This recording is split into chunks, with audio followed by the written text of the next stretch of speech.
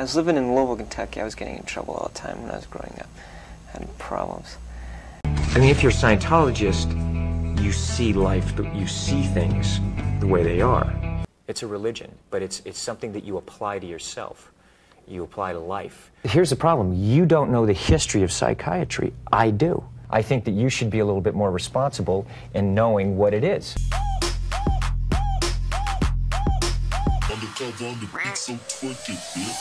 Bonjour, bonsoir tout le monde, je suis ravie de vous retrouver aujourd'hui pour la suite de ce week-end consacré à la scientologie. J'espère que la vidéo d'hier vous aura éclairé sur les questions que vous pouviez vous poser sur la scientologie. J'espère que je vous aurai appris certaines choses et donc aujourd'hui on va parler de Tom Cruise qui est quand même le symbole de la scientologie. Même si on est d'accord, il n'est pas que ça, c'est aussi un acteur, un grand acteur, on va pas lui retirer ça. Mais comme je vous l'ai dit hier, je ne vais pas aujourd'hui aborder le portrait de Tom Cruise en tant qu'acteur, mais en tant que scientologue. Voilà, donc petite intro sympatoche, saviez-vous que Christian Bale s'était inspiré de Tom Cruise lui-même pour son personnage dans American Psycho? Oui, alors bien que Christian Bale n'ait pas été le premier choix, à la base on avait pensé à Johnny Depp ou à DiCaprio, mais qui coûtait trop cher. Bon, finalement, on a pris Christian Bale. Et il a énormément travaillé sur son personnage. On s'en doute. Donc, selon la réalisatrice, en cherchant comment incarner la froideur de Patrick Bateman, Christian s'est inspiré d'un de ses confrères, Tom Cruise, en personne. Alors, elle expliquait dans une interview en 2010 qu'elle et Christian avaient parlé du fait que Patrick Bateman est un martien qui regarde le monde comme quelqu'un venant d'une autre planète, observant les gens pour essayer de trouver la bonne façon de se comporter. Et quand Christian Bale a vu une interview de Tom Cruise avec David Letterman, c'était The Late Show, c'est une interview qui datait de 1999, Christian a tout de suite vu en lui cette cordialité très intense, mais aussi un regard froid, sans rien derrière les yeux. Et il a été séduit par cette énergie. Une énergie bizarre quand même, on est d'accord. Et il est vrai que cette interview, elle est bizarre. Alors, obligé, je vais vous la mettre, pas en entier, mais je vais vous mettre le petit passage auquel il fait référence, où Tom raconte une anecdote. Alors, il est mort de rire. J'avoue que ça devient du coup assez communicatif, mais au final, ce qu'il raconte, c'est assez glauque quand même. Et il est mort de rire en racontant l'histoire de quelqu'un qui a failli mourir. Je vous mets l'extrait. One time we were flying to Colorado, and I was flying this airplane that we had to go on oxygen, and the winds were better at a higher altitude, so we climbed up, and I realized that we couldn't stay at that altitude if on oxygen. I had to descend because I didn't have enough oxygen. So I had a passenger in the back, so we figured out, you know, me and the co-pilot, that if we turned the oxygen off in the back guy, that we could make it at this altitude.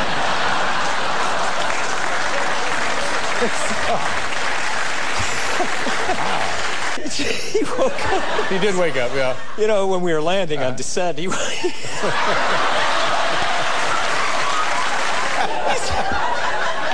said, my hands are tingling. I said, no. I said, must have been the way I was laying. Wasn't getting enough oxygen to his brains. Oh my God. I know. Donc voilà, donc en partant de là, parlons de Tom. Qui est-il? D'où vient-il? Alors, il est né à New York en 1962. C'est le fils d'une enseignante, Mary Lee, et d'un ingénieur, Thomas Cruise. Il a également 3 sœurs et la petite famille déménage souvent en raison de l'instabilité du paternel. Il change constamment de boulot et il a un caractère plutôt explosif. Donc c'est pas la joie à la maison. Tom a beaucoup de difficultés à l'école. Bon, déjà il fréquente beaucoup d'écoles, il va en faire 14. Et on va lui découvrir une dyslexie alors qu'il n'a que 7 ans. Donc déjà voilà, ça l'handicapait à l'école. Comme je vous dis, en plus il déménageait beaucoup, donc pour se faire des copains c'était pas facile. Le père violent, il y avait rien qui allait. Mais la mère de Tom décide de quitter son mari quand il a 11 ans. Donc elle part s'installer avec son fils et ses filles dans le Kentucky. Et là, faut bien nourrir toutes ses bouches. Donc elle va faire plusieurs boulots, jusqu'à 3 emplois en même temps pour subvenir aux besoins de sa famille. Et Tom est très très proche de sa mère. C'est vraiment un lien fusionnel. Il la soutient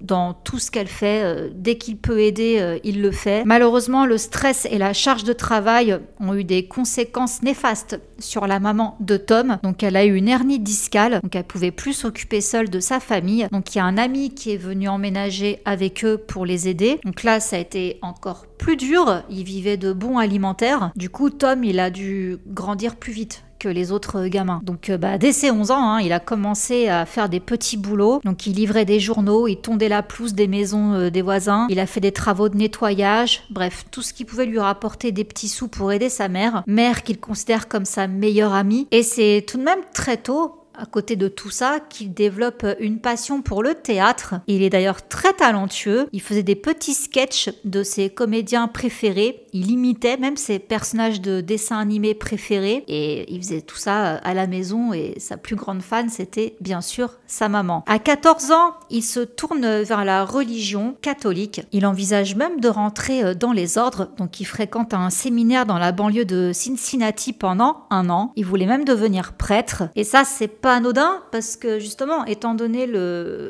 la vie de famille compliquée, le père qu'il a eu et tous ses problèmes, en fait, il avait besoin de cadre, besoin de structure et surtout besoin d'appartenir à quelque chose. Et tout simplement aussi, il avait besoin de reconnaissance. Il en manquait cruellement. Donc, comme je vous disais, il avait un père violent qui l'a battu et l'a abandonné. Son père est mort, mais il a toujours beaucoup de rancœur. Sa mère et ses grandes sœurs l'ont élevé. Il a toujours été entouré par des femmes. Son éducation et l'absence de son père ont fait qu'on est en face d'un jeune homme à la recherche perpétuelle de quelque chose. Donc sa mère l'encourage vivement à faire des pièces. Donc là, il est au lycée. Et quand il a 16 ans, sa mère se remarie. Même si au début, Tom est un peu sceptique par rapport à son beau-père. Finalement, ils vont très bien s'entendre. Ce dernier va même l'encourager dans ses ambitions. Et à 18 ans, Tom décide de s'installer à New York. Et il promet à sa maman ainsi qu'à son beau-père Jack South que dans 10 ans, il aura une carrière d'acteur réussie. Bon, tous deux le soutiennent à fond. Donc son premier rôle, ce sera dans Risky Business, fameuse chorégraphie, tout le monde s'en rappelle. Viendra plus tard le fameux Top Gun qui va réellement le faire exploser. Donc là, Tom Cruise, il a la vingtaine, il a le vent en poupe et il rencontre une actrice qui s'appelle Mimi Rogers, dont il va tomber amoureux. Ils se sont rencontrés lors d'un dîner chez des amis en 1986. Elle a 6 ans de plus que lui et elle est scientologue. Et scientologue de famille, parce que son père à cette Mimi Rogers, il fait partie des quelques fondateurs de la scientologie avec Ron Hubbard, qui le connaissait très bien. Du coup, elle va même réussir à engrainer Tom là-dedans. Et ça tombe bien parce que Tom, il est un peu paumé. Alors oui, quand il était plus jeune, il voulait être prêtre. Sauf qu'au final, il s'est fait choper en train de voler de l'alcool. Du coup, il a été renvoyé de son séminaire. Donc finalement, non, pas prêtre. Mais il était toujours en recherche de quelque chose, une quête spirituelle, on va dire. Il voulait appartenir à une religion, à un mouvement. Et comme il le disait lors de ses premières interviews d'ailleurs, il était mal à l'aise. Il y a une journaliste qui a réussi à le faire parler et il s'est pas mal ouvert à elle. Il a vraiment exposé ses vulnérabilités et à ce qui paraît, après cette interview, il s'en est beaucoup voulu de s'être mis autant à nu. Du coup, il a demandé à ne plus jamais être interviewé par cette femme parce qu'elle avait réussi à trop l'exposer, il n'avait pas aimé ça. Donc la scientologie justement qui cherche, je vais dire, des brebis galeuses, Tom c'était du pain béni. C'était un acteur qui commençait à monter, qui était promis à de grands exploits, en tout cas on le pensait, à juste titre d'ailleurs, oui, il a réussi. Tom était le poulain idéal à enrôler dans la scientologie et de par son manque d'assurance, sa volonté d'apprendre, sa volonté d'appartenir à quelque chose de plus grand, c'était le parfait candidat pour se faire endoctriner dans la scientologie. Donc merci Mimi Rogers. Donc fin des années 80, Tom Cruise a 26 ans. Il devient une superstar et il devient officiellement scientologue. Il va se lier d'amitié avec le nouveau fondateur, David Miscavige, qui a à peu près le même âge que lui. Ils font de la moto ensemble, de l'hélicoptère, bref, plein de trucs. Ça devient des besties. Et bien qu'il soit marié à Mimi Rogers, lors d'un dîner en 1989, il tombe sous le charme d'une jeune actrice australienne, j'ai nommé Nicole Kidman. Du coup, la scientologie, est-ce qu'elle va cautionner ou pas? Ouais, complètement. Ils vont complètement valider la relation Tom Cruise-Nicole Kidman, bien que Nicole Kidman soit de confession catholique. Et pourquoi Mimi Rogers, on la met à la trappe? Parce que il s'avère que elle et son père ont créé une nouvelle branche de la scientologie. Et du coup, ils ont une certaine influence sur Tom. Mais David, c'est pas qu'il est contre cette nouvelle branche, mais il veut Tom près de lui, pas ailleurs. Donc, s'il peut se détacher de Mimi, c'est encore mieux. David Miscavige va même mettre à disposition du couple une maison au sein de la scientologie, voilà, où il y aura carrément des gens qui vont venir travailler pour planter des fleurs afin que Tom puisse profiter d'un merveilleux champ de fleurs où il pourra gambader avec sa dulcinée. Véridique, c'est pas une métaphore, c'est véridique. Donc il est traité comme un prince, et avec Nicole, il n'y a aucun problème. Si on peut la détourner, elle aussi, c'est encore mieux. Et c'est ce qui va se passer. Elle va effectivement être curieuse par rapport à la scientologie, donc elle va commencer à étudier et elle va adhérer. Donc elle a à ce moment 23 ans, elle commence à monter les échelons et en quelques années seulement, en y consacrant chacune de ses journées, elle va monter au grade OT2, ce qui est assez élevé dans la scientologie, mais ce qu'on nous dit pas, c'est qu'elle est obligée si elle veut rester avec Tom. Elle peut pas rester catholique et être avec Tom. C'est pas possible. Donc il faut qu'elle soit scientologue et une bonne scientologue. Bon, du coup, Tom, il divorce de Mimi Rogers. Il se marie le soir de Noël, le 24 décembre 1990 avec Nicole. Et là, c'est le couple phare. C'est quand même l'un des couples les plus mythiques d'Hollywood. On les voyait partout sur les tapis rouges, etc. Ils nous ont fait rêver. Et ils sont surtout très, très fusionnels. Tom est fou amoureux de Nicole. Si elle n'est pas dans son champ de vision, il demande où elle est. Il est tout le temps en train de la toucher. Il est très, très tactile avec elle. Vraiment, Nicole Kidman, c'est... Voilà quoi, il y a Nicole et au-dessus c'est le soleil quoi. Ils essayent donc d'avoir un enfant, de fonder une famille. Malheureusement, ça ne se fait pas. Nicole n'arrive pas à avoir d'enfant. Du coup, ils vont adopter Isabella en 1993 et Connor en 1995. Et c'est là que les choses vont commencer à se gâter.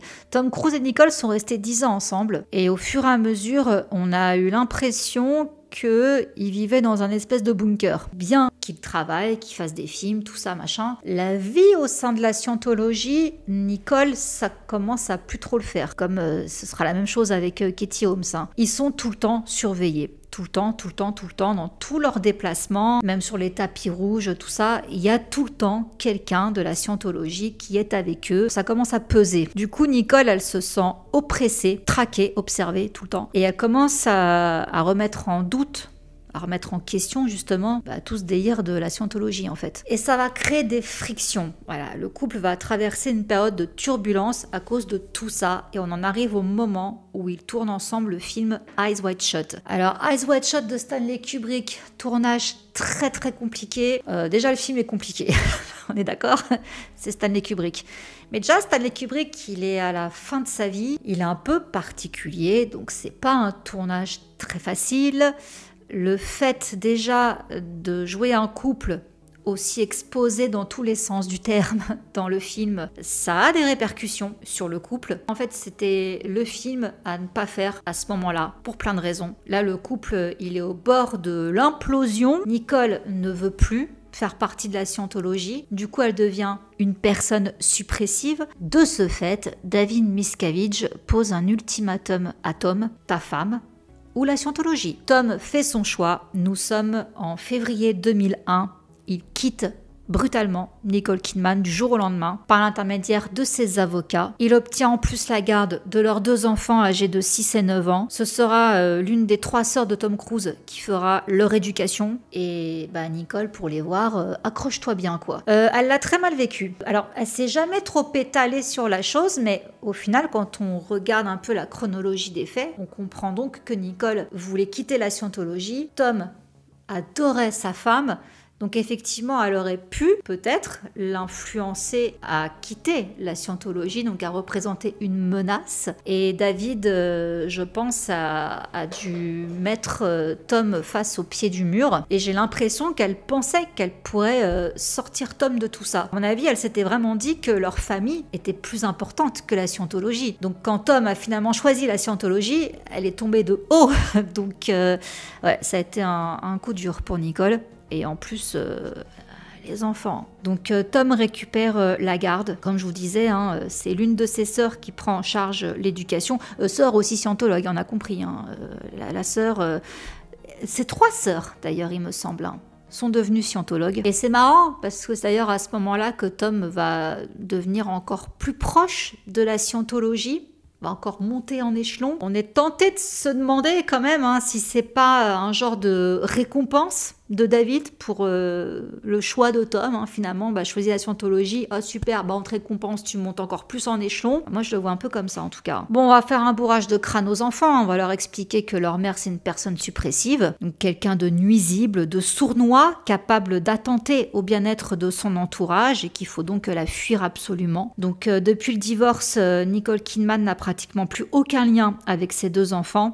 Elle en a parlé dans une émission en 2007. Elle soupirait avec regret en disant « Il ne m'appelle même plus maman, il m'appelle Nicole et je déteste ça ». Et Léa Remini, pour reparler encore d'elle, elle a sorti un livre qui s'appelle « Troublemaker, Surviving Hollywood and Scientology » et elle parle justement d'Isabella, donc la fille de Nicole et Tom. Elle lui avait demandé si elle voyait souvent sa mère, ce à quoi la jeune fille a répondu « Seulement si j'y suis forcée. Notre mère est une PUTAIN de personnes suppressives. » Charmant. Bon, ça s'est pas arrangé avec le temps. Les relations sont encore très tendues entre Nicole et ses 2 enfants. Ça vient d'eux, même encore adultes.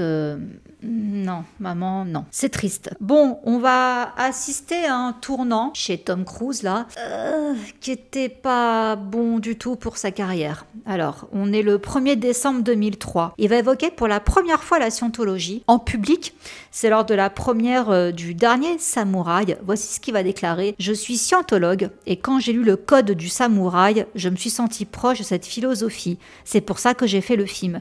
Il y a des principes qui me touchent en tant qu'homme. » L'interview devient virale pour l'époque, en tout cas. Du coup, il en profite. Il continue à en parler à chacune de ses promos. Du coup, sa publiciste, Pat Kinsley, publiciste de longue date, et qui est très réputée à Hollywood, elle lui dit calme-toi là, t'es pas venu ici pour parler de ça, quoi. Tu viens parler de tes films, tu parles pas de la scientologie, quoi, parce que c'est pas quelque chose dont on a trop envie de parler, voyez-vous. Oui, on sait qu'il est scientologue, d'accord, mais d'en faire autant la promo comme ça, non, là tu parles du film. Bien qu'elle soit son agent donc depuis le début, il la vire et prend à la place comme agent Liane, l'une de ses sœurs. Et alors là, il est complètement en roue libre lors de la promo de ses films. I think it's a privilege to call yourself a Scientologist, and it's something that you have to earn.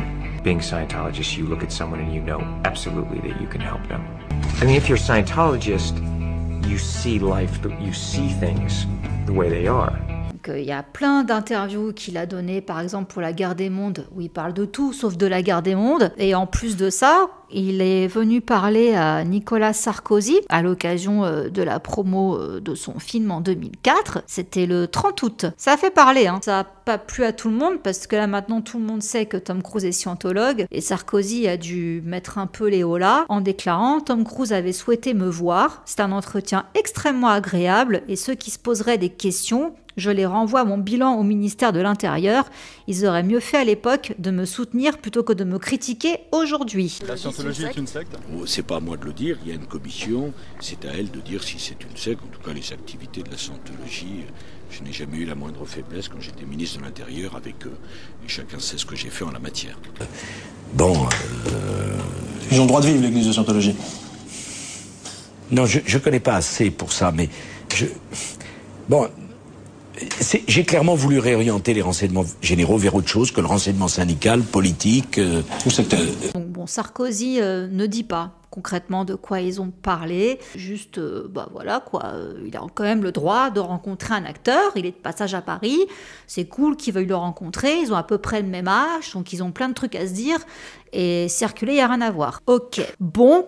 En tout cas, peu de temps après, vu qu'il est en promo mondiale, allons-y gaiement, il va profiter de cette promo de film pour inaugurer un nouveau centre de scientologie, bien sûr, à Madrid, et ce sera le 18 septembre 2004. David Miscavige est présent, bien sûr. Il y a environ 1000 adeptes qui sont présents. Ce nouveau siège a coûté 12 millions d'euros. Il se situe à quelques dizaines de mètres de l'Assemblée nationale espagnole, entre le musée du Padrón et la célèbre Puerta del Sol. Donc il a prononcé quelques paroles en espagnol. Tout le monde était très content. Il y avait également Monica Cruz qui était présente, la sœur de Penélope Cruz, parce qu'il est en couple avec Penélope Cruz, donc Vanilla Sky, etc.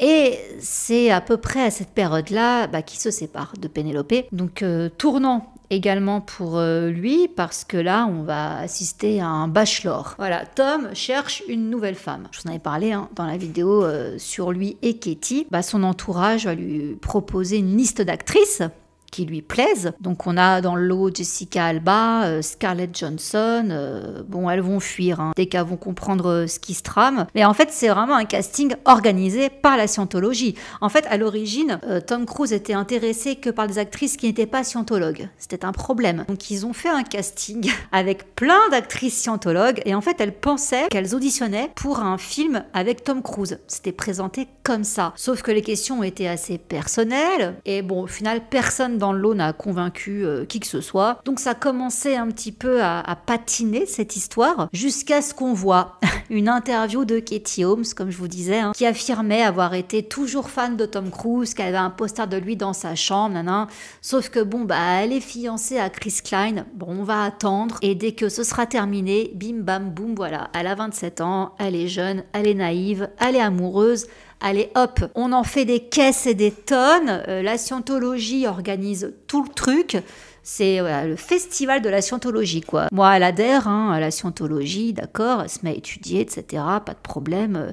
Si Tom il est content, je suis contente. Mon Tom, comme je vous dis, il est complètement en roue libre lors de ses interviews, là c'est encore pire. Là il est en train de faire la promotion de la guerre des mondes, et il parle que de la scientologie et de Katie Holmes. Scientology is my religion. Scientology has helped me in my life, and I've been a Scientologist for over 20 years. Mais pour revenir sur les questions, c'était est-ce que c'était différent de travailler avec Steven Spielberg sur ce film par rapport à Minority Report? I'm very proud of being a Scientologist.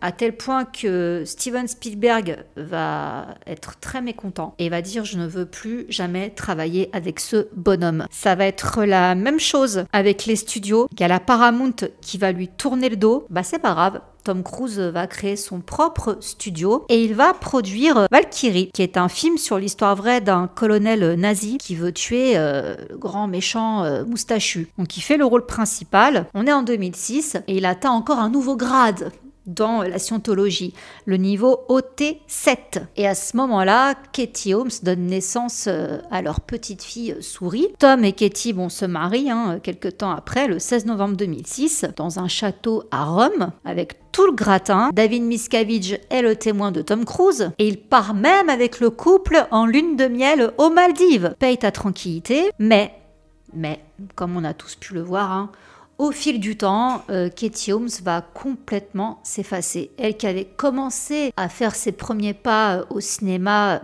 elle a déjà fait quelques films avant, mais là avec Batman Begins, ça prenait une autre ampleur. Non, ça va... Non, c'est fini quoi, c'est tué dans l'œuf. Elle va devenir de plus en plus effacée, son look va changer, elle va être triste. En fait, on va vraiment avoir l'impression qu'elle s'est complètement mise en retrait.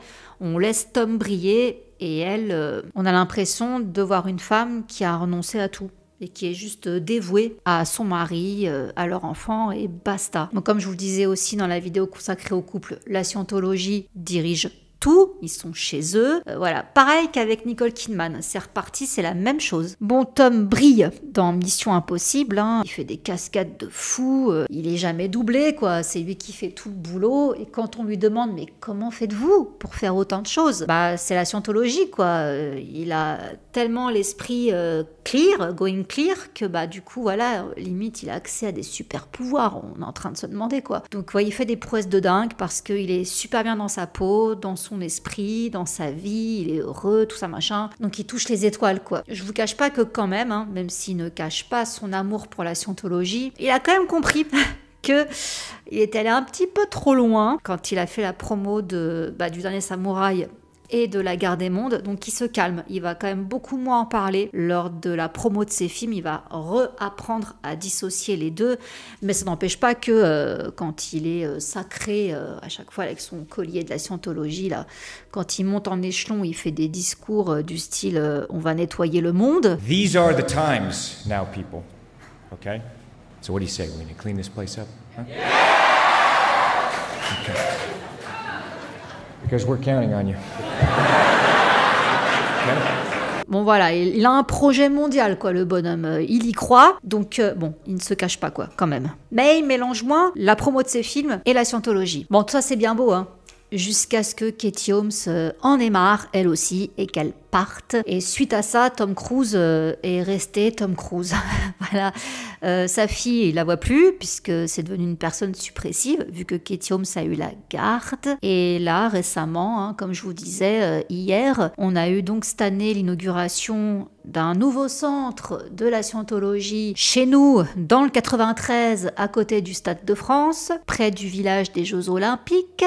Et Tom Cruise a fait donc une formidable cascade pour la clôture des JO, comme par hasard.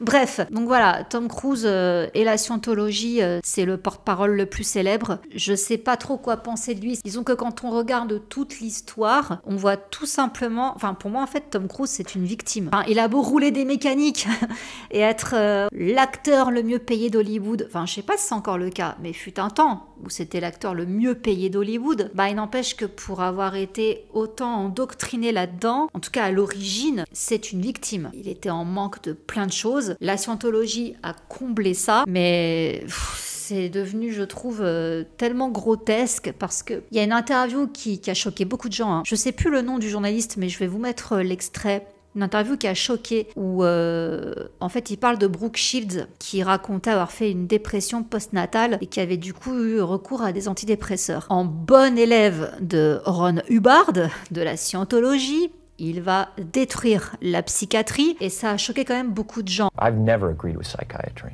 Ever. Before I was a Scientologist, I never agreed with psychiatry. And then when I started studying the history of psychiatry, I started realizing more and more why I didn't agree with psychiatry. And Tom, if she said that this particular thing helped her feel better, isn't that enough? Matt, you have to understand this. Here we are today, where I talk out against drugs and psychiatric abuses of electric shocking people, okay, against their will, of drugging children with them not knowing the effects of these drugs. Do you know what Adderall is? Do you know Ritalin? Do you know now that Ritalin is a street drug? Do you understand that? The difference is this was not Matt, against her will, though. But this wasn't against Brooke's will. Matt, I'm asking you a question. I understand there's abuse of all of these things. No, you see, here's the problem. You don't know the history of psychiatry. I do. All it does is mask the problem, Matt. And she doesn't understand the history of psychiatry. She doesn't understand in the same way that you don't understand it, Matt. C'est malaisant, c'est très malaisant parce que le mec, il est là à dire non mais moi je connais la psychiatrie. Genre il a étudié la psychiatrie quoi, il est psychiatre. Voilà, il la connaît très bien donc il peut se permettre d'en parler. Mais non, tu connais la psychiatrie à travers le prisme de la scientologie. Alors il y a certaines choses qu'il dit et il y a du bon, je trouve. Effectivement, certains médicaments, voilà, il y a des dérives là-dessus, on est d'accord. Mais de dire que certaines personnes qui ont vraiment besoin d'un accompagnement en médicaments, que c'est pas bien, que surtout pas, non, je suis pas d'accord. Et il a beaucoup choqué avec cette interview. Mais en soi, c'est pas étonnant parce que c'est exactement la même période où il racontait sa vie avec la scientologie, quoi. Donc tout ça, aux yeux de l'opinion publique, dans les années 2005-2006, ça lui a énormément porté préjudice. Donc, j'ai envie de vous dire, j'ai l'impression qu'il y a un avant et un après Tom Cruise. Il y avait le Tom Cruise d'avant, avant Katie Holmes, où on se disait, ouais, bon, il est scientologue, mais voilà quoi, c'est quand même un super acteur et tout. Et il y a eu l'après, pétage de plomb, voilà, le canapé chez Oprah Winfrey, tout ça. Je connais la psychiatrie, je sais ceci, je sais cela, moi. La scientologie, il a gavé en fait. Et il s'est décrédibilisé auprès de beaucoup de personnes, de beaucoup de fans, de beaucoup de gens tout court. Et même s'il y a beaucoup d'acteurs scientologues, l'opinion publique n'est pas complètement scientologue. Hein, donc, voilà. Mais écoutez, sur ce, je vous laisse. Je vous fais plein de gros bisous et je vous dis à très vite. Mouah. Bisous, ciao.